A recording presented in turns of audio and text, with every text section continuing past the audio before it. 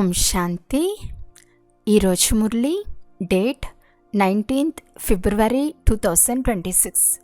బాబా చెప్తున్నారు, మధురమైన పిల్లలు, ఇప్పుడు ముఖ్యంగా భారతదేశం మరియు పూర్తి ప్రపంచంపై బృహస్పతి దశ కూర్చుంటుంది. బాబా పిల్లలైన మీ ద్వారా భారతదేశాన్ని సుఖధామంగా తయారు చేస్తున్నారు.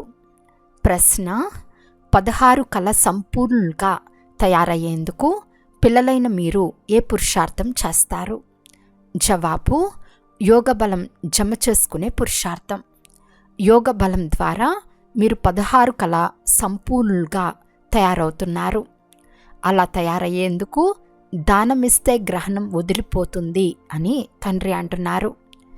క్రింద పడవేసే కామ వికారాన్ని దానమిస్తే మీరు 16 కళ సంపూర్ణులుగా అవుతారు. దేహాభిమానాన్ని వదిలి దేహీ అభిమానులుగా అవ్వండి. శారీర భావంను వదిలేయండి. పాట: తల్లివి నీవే, తండ్రివి నీవే. ఓం శాంతి. మధురాతి మధురమైన ఆత్మీక పిల్లలు ఆత్మీక తండ్రి మహిమను విన్నారు. వారు కేవలం పాడుతూ ఉంటారు. ఇక్కడ మీరు ప్రాక్టికల్గా ఆ బాబా నుండి వారసత్వం తీసుకుంటున్నారు. బాబా మన ద్వారానే భారతదేశాన్ని సుఖధామంగా చేస్తున్నారని మీకు తెలుసు. ఎవరి ద్వారా తయారు చేస్తున్నారో తప్పకుండా వారే సుఖధామానికి యజమానులుగా అవుతారు. పిల్లలకు చాలా సంతోషం ఉండాలి. బాబా మహిమ అపారమైనది. వారి నుండి మనం వారసత్వం తీసుకుంటున్నాము. ఇప్పుడు పిల్లలైన మీపై మరియు మొత్తం ప్రపంచంపై అవినాశి బృహస్పతి దశ కూర్చుంది. ఇప్పుడు ముఖ్యంగా భారతదేశము మరియు ప్రపంచమంతటిపై అవినాశి బృహస్పతి దశ కూర్చుని ఉందని బ్రాహ్మణులైన మీకు మాత్రమే తెలుసు. ఎందుకంటే ఇప్పుడు మీరు 16 కళ సంపూర్ణులుగా అవుతారు. ఈ సమయంలో ఒక్క కళ కూడా లేదు. పిల్లలకు చాలా సంతోషం ఉండాలి. ఇక్కడ ఖుషీగా ఉండి బయటకు వెళ్తూనే ఖుషి మాయమవ్వరాదు. ఎవరి మహిమను గాయనం చేస్తున్నారో వారిప్పుడు మీ వద్ద హాజరుగా ఉన్నారు. 5000 సంవత్సరాల క్రితం కూడా మీకు రాజ్యంనిచ్చి వెళ్ళానని తండ్రి తెలుపుతున్నారు. పోను పోను నెమ్మదిగా అందరూ పిలుస్తూ ఉండటం ఇప్పుడు మీరు చూస్తారు. మీ స్లోగన్లు కూడా వినిపిస్తూ ఉంటారు. ఉదాహరణకి ఇందిరాగాంధీ కూడా ఒకే ధర్మం, ఒకే భాష, ఒకే రాజ్యం ఉండాలని అనేది. ఇలా అనేది కూడా ఆత్మనే కదా. భారతదేశంలో ఒకే రాజధాని ఉండేదని, అది ఇప్పుడు సమీపంలో ఉందని ఆత్మకు తెలుసు. ఎప్పుడైనా ఇదంతా సమాప్తమైపోతుందని, ఇది కొత్త విషయం ఏమీ కాదని కూడా మీకు తెలుసు. భారతదేశం మళ్ళీ 16 కళ సంపూర్ణంగా తప్పక తయారవ్వాలి. మనము యోగ బలం ద్వారా 16 కళ సంపూర్ణంగా అవుతూ ఉన్నామని మీకు తెలుసు. దానమిస్తే గ్రహణం వదిలిపోతుంది అని అంటారు కదా. తండ్రి కూడా వికారాలను, అవగుణాలను దానం ఇవ్వమని చెప్తున్నారు. ఇది రావణ రాజ్యం. తండ్రి వచ్చి దీని నుండి విడుదల చేయిస్తారు. ఇందులోనూ కామ వికారం చాలా పెద్ద అవగుణం. మీరు దేహాభిమానులై పడి ఉన్నారు. ఇప్పుడు దేహీ అభిమానులుగా అవ్వవలసి ఉంటుంది. శారీర భావంను కూడా వదలాల్సి ఉంటుంది. ఈ విషయాలు పిల్లలైన మీకు మాత్రమే తెలుసు. ప్రపంచంలోని వారికి తెలియదు. 16 కళ సంపూర్ణంగా సంపూర్ణ దేవతల రాజ్యంగా ఉన్న భారతదేశానికి ఇప్పుడు గ్రహణం పట్టింది. ఈ లక్ష్మీనారాయణ రాజ్యం ఉండేది కదా. భారతదేశం స్వర్గంగా ఉండేది. ఇప్పుడు వికారాల గ్రహణం పట్టి ఉంది. అందువలన తండ్రి అంటున్నారు, దానమిస్తే గ్రహణం వదిలిపోతుంది. క్రింద పడేసేది ఈ కామ వికారమే. అందువలన తండ్రి అంటున్నారు, దీనిని దానమిస్తే మీరు 16 కళ సంపూర్ణులుగా అవుతారు. ఇవ్వకుంటే అవరు. ఆత్మలకు తమ తమ ప్రత్యేక పాత్రలు లభించాయి కదా. ఇది కూడా మీ బుద్ధిలో ఉంది. మీ ఆత్మలో ఎంత పాత్ర ఉంది? మీరు విశ్వరాజ్య భాగ్యాన్ని తీసుకుంటారు. ఇది అనంతమైన డ్రామా. లెక్కలేనంత మంది పాత్రదారులున్నారు. వీరిలో ఫస్ట్ క్లాస్ పాత్రదారులు ఈ లక్ష్మీనారాయణులు. వీరిది నెంబర్ 1 పాత్ర. విష్ణువే బ్రహ్మ సరస్వతులుగా, మళ్ళీ బ్రహ్మ సరస్వతులే విష్ణువుగా అవుతారు. 84 జన్మలు ఎలా తీసుకుంటారో చక్రమంతా మీ బుద్ధిలోకి వచ్చేస్తుంది. శాస్త్రాలు చదివినంత మాత్రాన ఎవరూ అర్థం చేసుకోలేరు. వారు కల్పం ఆయువు లక్షల సంవత్సరాలని అనేస్తారు. అలాగైతే స్వస్తిక్ కూడా తయారవ్వదు. వ్యాపారులు వారి అకౌంట్ పుస్తకాలపై స్వస్తిక్ను రాస్తారు. గణేశుణ్ణి పూజిస్తారు. ఇది అనంతమైన ఖాతాల పుస్తకము. స్వస్తిక్లో 4 భాగాలుంటాయి. జగన్నాథపురంలో అన్నం ఉడికినప్పుడు అది 4 భాగాలుగా విడిపోతుంది. అక్కడ కేవలం అన్నమే భోగ్గా ఉంచుతారు. ఎందుకంటే వారు ఎక్కువగా అన్నమే తింటారు. శ్రీనాథ్ ద్వారంలో బియ్యం ఉండవు. అక్కడ అన్ని పదార్థాలు శుద్ధమైన నెయ్యితో పక్కాగా తయారు చేస్తారు. భోజనం తయారు చేయనప్పుడు కూడా శుద్ధంగా నోటికి గుడ్డ కట్టుకుని తయారు చేస్తారు. ప్రసాదం చాలా గౌరవపూర్వకంగా తీసుకెళ్తారు. భోగు ఉంచిన తర్వాత అది పండాలకు లభిస్తుంది. దుకాణాలలో ఆ ప్రసాదాన్ని ఉంచుతారు. అక్కడకు చాలా జనం గుంపులు గుంపులుగా వచ్చి కొనుక్కుంటారు. ఇదంతా బాబా చూశారు. ఇప్పుడు పిల్లలైన మిమ్మల్ని చదివించేది ఎవరు? అత్యంత ప్రియమైన తండ్రి వచ్చి మీకు సేవకునిగా అయ్యారు. మీకు సేవ చేస్తున్నారు. మీకు ఇంత నష ఉందా? ఆత్మలైన మనల్ని తండ్రి చదివిస్తున్నారు. చేసేదంతా ఆత్మయే కదా. మనుషులేమో ఆత్మ నిర్లేపము అని అంటారు. ఆత్మలోనే 84 జన్మల అవినాశి పాత్ర నిండి ఉందని మీకు తెలుసు. అటువంటి ఆత్మను నిర్లేపము అంటే రాత్రికి పగలుకున్నంత తేడా అవుతుంది. ఇదంతా ఎవరైనా నెలన్నర కూర్చుని అర్థం చేసుకుంటే తప్ప పాయింట్లు బుద్ధిలో కూర్చోవు. రోజులు గడిచే కొలది ఎన్నో పాయింట్లు వెలువడుతూ ఉంటాయి. ఇది కస్తూరి వంటిది. పిల్లలైన మీకు ఎప్పుడైతే పూర్తి నిశ్చయం అవుతుందో అప్పుడు తప్పకుండా పరంపిత పరమాత్మనే స్వయంగా వచ్చి దుర్గతి నుండి సద్గతి చేస్తారని అర్థం చేసుకుంటారు. తండ్రి అంటున్నారు, మీపై ఇప్పుడు బృహస్పతి దశ ఉంది. నేను మిమ్మల్ని స్వర్గానికి అధికారులుగా తయారు చేశాను. కానీ మళ్ళీ రావణుడు మీపై రాహుదశను కూర్చోపెట్టాడు. ఇప్పుడు మళ్ళీ తండ్రి స్వర్గానికి యజమానులుగా చేసేందుకు వచ్చారు. కనుక మీరు స్వయానికి నష్టం కలిగించుకోరాదు. వ్యాపారస్తులు ఎల్లప్పుడూ తమ ఖాతాను సరిగ్గా ఉంచుకుంటారు. కావున నష్టం కలిగించుకోని వారిని అమాయకులు అని అంటారు. ఇది అన్నిటికంటే పెద్ద వ్యాపారం. ఈ వ్యాపారాన్ని చాలా అరుదుగా ఏ ఒక్కరో చేస్తారు. ఇది అవినాశి వ్యాపారము. మిగిలిన వ్యాపారాలన్నీ మట్టిలో కలిసిపోతాయి. ఇప్పుడు మీరు సత్యమైన వ్యాపారం చేస్తున్నారు. మన తండ్రి జ్ఞానసాగర్లు, వ్యాపారి రత్నాగర్లు. ప్రదర్శిని చూసేందుకు ఎంతమంది వస్తారో చూడండి. సెంటర్కు ఎవరో కొంతమంది మాత్రమే, అది కూడా కష్టంగా వస్తారు. భారతదేశం చాలా విశాలమైనది కదా.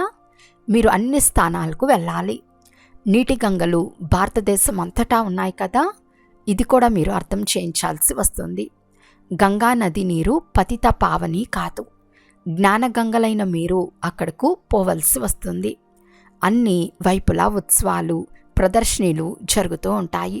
రోజులు గడిచే కొలిది చిత్రాలు తయారవుతూ ఉంటాయి.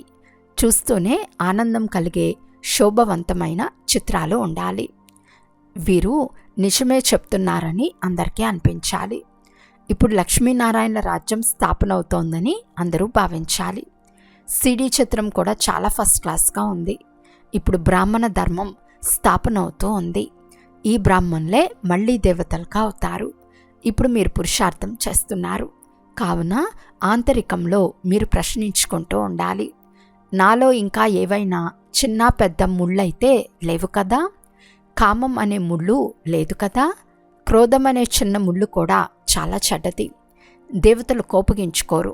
శంకరుణ్ణి 3వ కన్ను తెరుచుకుంటూనే వినాశనమైనట్లు చూపిస్తారు. ఇది కూడా కలంకాన్ని ఆపాదించటమే. వినాశనమైతే జరిగే తీరాలి. సూక్ష్మవతనంలో శంకరుని మెడలో ఏ పాము మొదలైనవి ఉండవు. సూక్ష్మవతనంలో మూలవతనంలో తోటలు, ఉద్యానవనాలు, సర్పాలు మొదలైనవి ఏవి ఉండవు. ఇవన్నీ ఉండేది ఇక్కడే. స్వర్గం కూడా ఇక్కడే ఉంటుంది. ఈ సమయంలోని మనుషులందరూ ముళ్ళ వలె ఉన్నారు. అందుకే దీన్ని ముళ్ళ అడవి అని అంటారు. సత్యుగం పుష్పాల తోట వంటిది. బాబా ఎటువంటి తోటను తయారు చేస్తున్నారో మీరు చూస్తున్నారు. అత్యంత సుందరంగా తయారు చేస్తారు. అందరినీ అందంగా చేస్తారు. వారైతే సదా సుందరంగా ఉంటారు. ప్రేయసులందరినీ లేక పిల్లలందరినీ సుందరంగా తయారు చేస్తారు. రావణుడు పూర్తి నలుపుగా అంటే వికారీగా చేసేశాడు. మాపై బృహస్పతి దశ ఉందని పిల్లలైన మీకు సంతోషం ఉండాలి. అర్ధ సమయం సుఖం, అర్ధ సమయం దుఃఖం ఉంటే దానివల్ల లాభమేముంది? అందువలన 3/4 సుఖం, 1/4 దుఃఖం ఉంటుంది. ఇది తయారైన డ్రామా. డ్రామా ఇలా ఎందుకు తయారు చేశారని చాలామంది అడుగుతారు. అరే, ఇది అనాది డ్రామా కదా, ఎందుకు తయారు చేశారనే ప్రశ్నే రాకూడదు. ఇది అనాది అవినాశిగా తయారైన డ్రామా. తయారవుతూ ఉన్న డ్రామా. ఎవరికి మోక్షం లభించదు. ఈ అనాది సృష్టి నడుస్తూనే ఉంటుంది. అలా నడుస్తూనే ఉంటుంది. ప్రళయం ఎప్పటికీ జరగదు. తండ్రి నూతన ప్రపంచాన్ని తయారు చేస్తారు. కానీ అందులో ఎంత కష్టముంది? మనుషులు పతితమై దుఃఖితులైనప్పుడు తండ్రిని పిలుస్తారు. తండ్రి వచ్చి అందరి శరీరాలను కల్పతరువులుగా చేస్తారు. అందువలన అర్ధకల్పం మీకు అకాల మృత్యు ఉండదు. మీరు మృత్యుపై విజయం పొందుతారు. కావున పిల్లలైన మీరు చాలా పురుషార్థం చేయాలి. ఎంత ఉన్నత పదవి పొందితే అంత మంచిది. ఎక్కువ సంపాదన కొరకు ప్రతి ఒక్కరూ పురుషార్థం ఎక్కువగా చేస్తారు. కట్టెలు కొట్టేవాడు కూడా నేను ఎక్కువ సంపాదించాలని అంటాడు. కొంతమంది మోసంతో కూడా సంపాదిస్తారు. ధనం కొరకే అపాయాలు, ఆపదలు ఏర్పడుతున్నాయి. అక్కడ మీ ధనాన్ని ఎవరు దోచుకోరు. ఈ ప్రపంచంలో ఏమేం జరుగుతున్నాయో చూడండి. అక్కడ ఇలాంటి దుఃఖాన్ని కలిగించే విషయాలేవీ ఉండవు. ఇప్పుడు మీరు తండ్రి నుండి ఎంత గొప్ప వారసత్వం తీసుకుంటున్నారు. స్వర్గంలోకి వెళ్ళేందుకు నాకు అర్హత ఉందా అని స్వయాన్ని చెక్ చేసుకుంటూ ఉండాలి. నారదుని వలె మనుషులు అనేక తీర్థయాత్రలు మొదలైనవి చేస్తూ ఉంటారు. కానీ వారికి ఏమీ లభించదు. నలువైపులా తిరిగినా దూరంగానే ఉన్నారనే పాట కూడా ఉంది కదా. ఇప్పుడు తండ్రి మీకు ఎంత మంచి యాత్ర నేర్పిస్తున్నారు. ఇందులో ఏ కష్టమూ లేదు. తండ్రి అంటున్నారు, కేవలం నన్నొక్కరినే స్మృతి చేస్తే మీ వికర్మలు వినాశనమవుతాయి. చాలా మంచి యుక్తి వినిపిస్తున్నాను. పిల్లలు వింటున్నారు. ఇది నేను అప్పుగా తీసుకున్న శరీరం.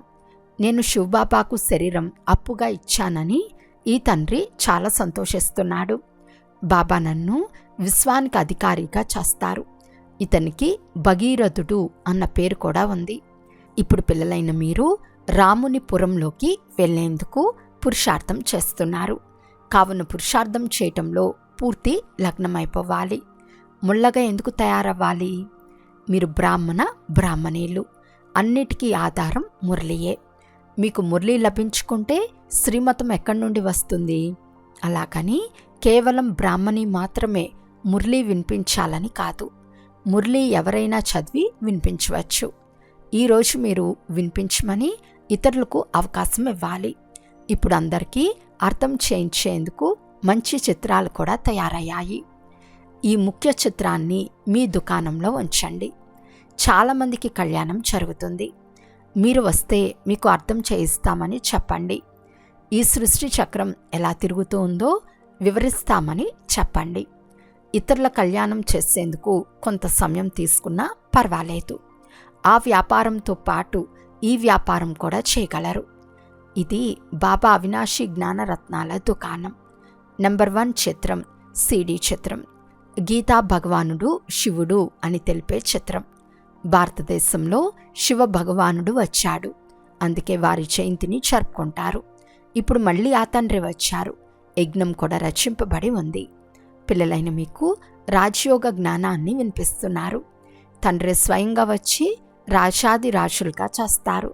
తండ్రి అంటున్నారు, నేను మిమ్మల్ని సూర్యవంశీ రాజారాణులుగా తయారు చేస్తాను. వారికి వికారీ రాజులు కూడా నమస్కరిస్తారు. అందువలన స్వర్గంలోని మహారాజా మహారాణులుగా తయారయ్యేందుకు పురుషార్థం పూర్తిగా చేయాలి. ఇల్లు మొదలైనవి కట్టుకోవాలి అంటే బాబా వద్దనరు, భలే కట్టుకోండి అని అంటారు. డబ్బు మట్టిలో కలిసిపోతుంది. అందువలన ఆ ధనంతో ఇల్లు కట్టుకొని సుఖంగా ఎందుకు ఉండరాదు? ధనాన్ని ఉపయోగించుకోవాలి. ఇల్లు కూడా కట్టుకోండి, తినేందుకు కూడా ఉంచుకోండి, దానపుణ్యాలు కూడా చేస్తారు.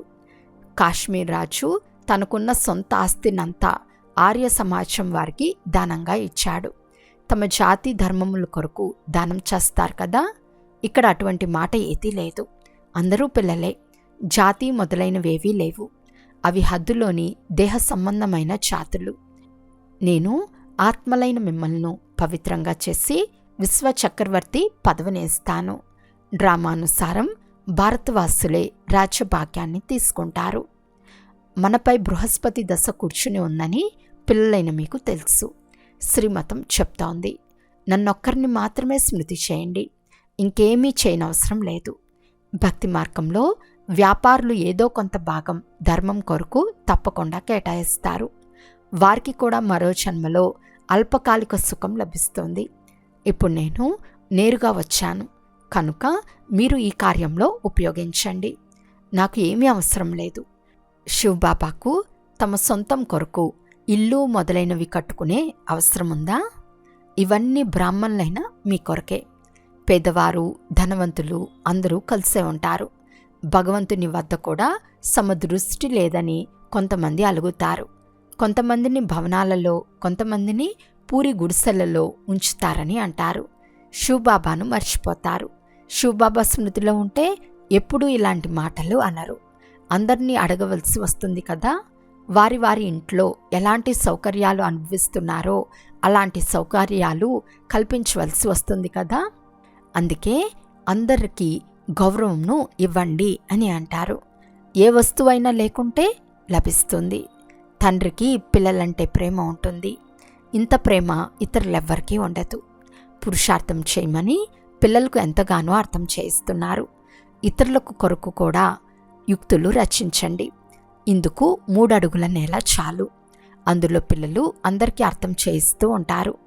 ఎవరిదైనా గొప్పవారి హాల్ ఉంటే మేము కేవలం చిత్రాలు ఉంచుకుంటాము. 1-2 గంటలు ఉదయం సాయంకాలం క్లాస్ చేసి వెళ్ళిపోతాము. ఖర్చు మేము పెట్టుకుంటాము. మీ పేరు ప్రసిద్ధమవుతుంది. చాలామంది వచ్చి గవ్వ నుండి వజ్ర సమానంగా అవుతారని చెప్పండి. అచ్చా, మధురాతి మధురమైన అపురూపమైన పిల్లలకు మాతాపిత బాప్దాదాల ప్రియ స్మృతులు మరియు గుడ్ మార్నింగ్. ఆత్మిక పిల్లలకు ఆత్మిక తండ్రి నమస్తే. ఆత్మిక తండ్రికి ఆత్మిక పిల్లల యొక్క ప్రియ స్మృతులు మరియు నమస్తే నమస్తే నమస్తే. ధారణ కొరకు ముఖ్య సారము. ఫస్ట్ పాయింట్, ఆంతరికంలో ఎలాంటి ముళ్ళు ఉన్నా చెక్ చేసుకుని వాటిని తీసేయాలి. రామపురంలోకి వెళ్లేందుకు పురుషార్థం చేయాలి.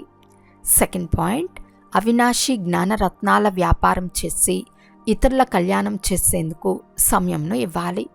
అందంగా తయారై ఇతరులను కూడా సుందరంగా తయారు చేయాలి. ఈరోజు వరదానము.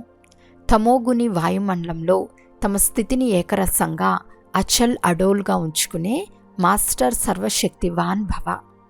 రోజుకు పరిస్థితులు అతి తమోప్రధానంగా అవుతాయి. వాయుమండలం ఇంకా చెడిపోతుంది.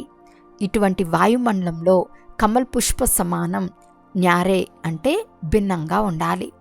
తమ స్థితిని సతోప్రధానంగా తయారు చేసుకోవాలి. దీని కొరకు ఇంత ధైర్యం లేక శక్తి అవసరం. నేను మాస్టర్ సర్వశక్తివాన్ ఆత్మను అనే వరదానం స్మృతిలో ఉన్నప్పుడు ప్రకృతి ద్వారా కానీ, లౌకిక సంబంధాల ద్వారా కానీ, దైవీ పరివారం ద్వారా కానీ ఎలాంటి పరీక్ష వచ్చినా అందులో సదా ఏకరసంగా అచల్ అడోల్గా ఉంటారు. స్లోగన్. వరదాత అయిన తండ్రిని తమ సత్యమైన సాథీగా చేసుకుంటే వరదానాలతో జోల నిండుగా ఉంటుంది. అవ్యక్త సూచన. ఏకత మరియు విశ్వాసం యొక్క విశేషత ద్వారా సఫలతా సంపన్నంగా అవ్వండి.